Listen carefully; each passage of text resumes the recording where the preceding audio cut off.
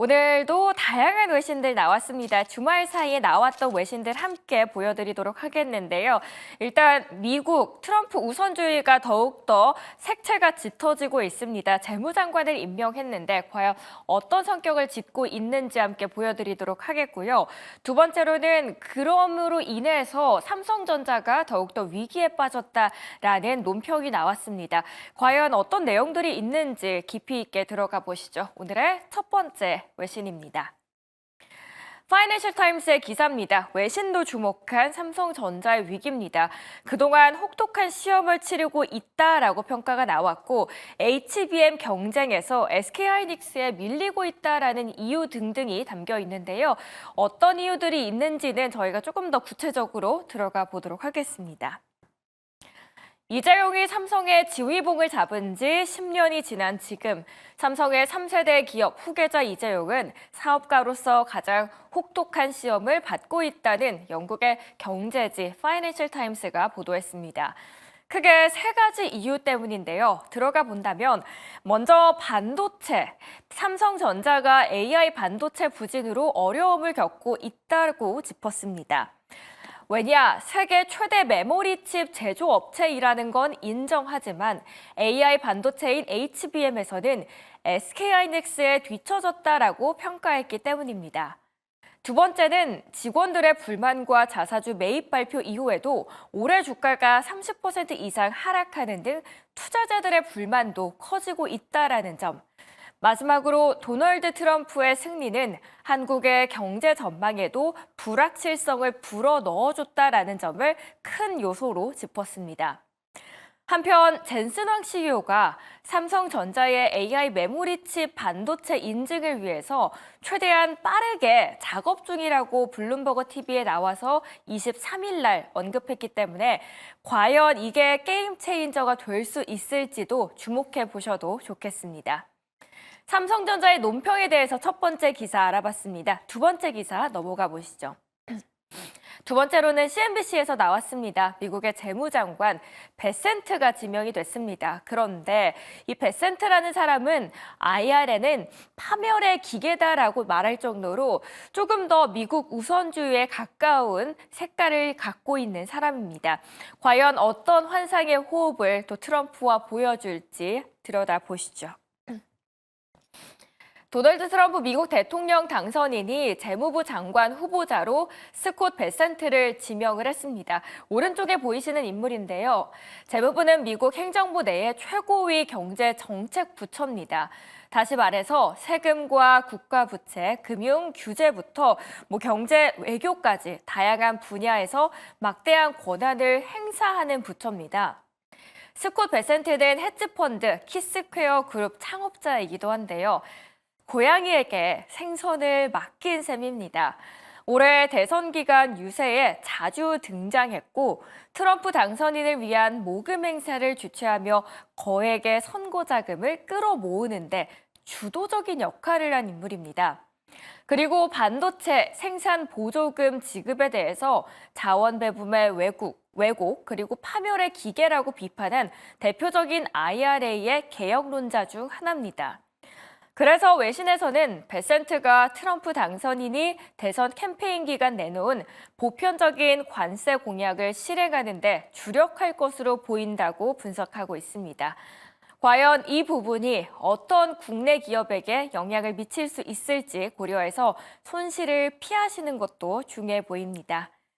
자, 마지막 기사 함께 보시죠. 비트코인과 연결 지을 수 있을 것 같은데요. 이번에 마이크로 스트래티지가 굉장히 많은 수익을 벌고 있다라는 이야기를 하고 있습니다. 우리 미국에서 가장 좋은 수익성을 갖고 있는 기업이야 라고 인터뷰에서 언급을 했는데 얼마나 벌고 있는지 한번 보시죠. 비트코인 투자로 유명한 미국 소프트웨어 기업 마이크로 스트래티지가 최근 비트코인 급등에 따른 막대한 수익을 공개했습니다. 얼마일까 보니 회장은 우리는 하루에 5억 달러, 그러니까 약 7천억 원을 벌고 있다라고 말했습니다. 현재 미국에서 가장 빠르게 성장하고 가장 수익성이 높은 기업 중 하나가 될 수 있다라고 강조를 합니다. 최근에 비트코인이 10만 달러에 육박하는 수준으로 급등하면서 회사의 수익성도 빠르게 증가하고 있다라는 건데요. 세일러 회장은 인플레이션 해지 수단으로 2020년부터 이 비트코인을 꾸준하게 매수를 해온 인물입니다. 처음에는 회사 운용 자금으로 비트코인을 매입했지만 이후에는 주식과 전환 사채 발행을 통해서 추가로 대규모 매수를 단행했고 도널드 트럼프 전 대통령 당선인 이후에도 비트코인 5만 개 이상을 추가적으로 매수를 했습니다. 과연 비트코인 상승세와 함께 이 기업의 수익성 얼마나 더 올라갈 수 있을지도 함께 체크를 해드리도록 하겠습니다. 오늘은 바로자산 운용의 윤정식 상무와 이야기 나눠봅니다. 상무님 안녕하세요. 네, 안녕하세요. 네, 주말 사이에 정말 많은 이슈들이 나왔는데요. 먼저 첫 번째로는 외신에서도 이번에 삼성전자의 위기에 대해서 주목을 한 것 같습니다. 한편으로는 좀 안타깝다라는 생각이 드는데 삼성전자의 위기론 국내에는 어떤 영향까지 미칠 수 있을까요? 네, 파이낸셜 타임즈에서 삼성전자의 위기에 대해서 진단을 했습니다. 사실 삼성전자의 위기 얘기가 전부터 나왔었죠. 이 얘기가 사실 반도체만으로 따졌을 때는 세계 최대의 메모리칩 반도체 업체이지만 이 AI 반도체인 HBM 고대역 메모리 부문에서는 SK 하이닉스에 좀 뒤지고 있는 그런 상황입니다. 그러면서 삼성전자가 이 HBM 기술력에 대해서도 SK 하이닉스에 대해서 좀 밀리는 거 아니냐 그러면서 사실 주가가 이런 부분들을 여실하게 좀 반영을 해줬죠. 물론 SK 하이닉스 최근에 좀 소폭 조정을 좀 받긴 했지만 삼성전자는 5만 원 아래로까지 좀 하락을 했었던 지금은 회복을 했지만 이런 모습까지 좀 보여줬습니다. 그러면서 삼성전자 같은 경우는 이 주가에 대해서 상당히 좀 안 좋게 반영을 했고 그런 부분들은 삼성전자의 기술력에 대한 의구심이 이 주가의 하락을 좀 만드는 그런 모습들로 작용을 했었습니다. 이 전까지만 하더라도 삼성전자는 세계 최대의 메모리 반도체고 반도체 쪽에 있어서의 가장 좋은 실적 그럼으로써 파운드리만 회복이 된다라면 이런 얘기들이 있었는데 파운드리는 지금 TSMC에 뒤지고 있고 HBM 메모리 반도체 쪽에 있어서의 기술력은 SK 하이닉스에 뒤지는 거 아니냐 사실 이런 얘기들까지 좀 나왔었는데 삼성전자 같은 경우는 이 미국 대선 승리한 이 도널드 트럼프의 2기 행정부에 대해서 반도체 수출에 대해서도 제재를 받을 수 있는 가능성이 있죠. 없진 않습니다. 이런 우려감들도 있고요. 그리고 이 삼성전자 같은 경우는 HBM에 대해서도 하루라도 빨리 이 엔비디아에 납품하지 않는다라면은 주가에 대해서도 지금 10조 원의 자사주 매입을 발표를 했지만 주가가 단기적으로 반등한 이후에 다시 좀 횡보하는 그런 모습들을 보여주고 있기 때문에 HBM 납품을 하루라도 좀 빨리 하는 부분들이 상당히 좀 중요하고요. 국내 경기는 상당히 많은 부분들을 국내 경제는 삼성전자에 의존을 하고 있습니다. 그렇기 때문에 경제뿐만이 아니라 그리고 코스피에 대해서도 압도적인 시가총액 비중을 차지하고 있기 때문에 삼성전자의 본격적인 반등이 나오지 않는다라면 국내의 이 경제의 무역 수지도 그렇고요. 코스피의 본격적인 반등까지는 좀 쉽지 않은 그런 상황이다라고 보시면 되겠습니다. 하루빨리 본격적인 반등이 나왔으면 좋겠습니다. 두 번째로는 도널드 트럼프 미국 당선인이 재무부 장관 후보자를 당선을 시켰습니다. 스콧 베센트라는 인물인데요. 이 인물은 또 트럼프와 비슷한 색채를 가졌다라고 해서 주목이 되고 있습니다. 과연 재무부 장관으로 당선이 됐을 시에는 무역적으로 한국에게는 어떤 관계를 미칠 수 있을까요? 보통 시장 친화적인 인물이 재무장관이 되었을 때 시장의 반응은 상당히 좋았습니다.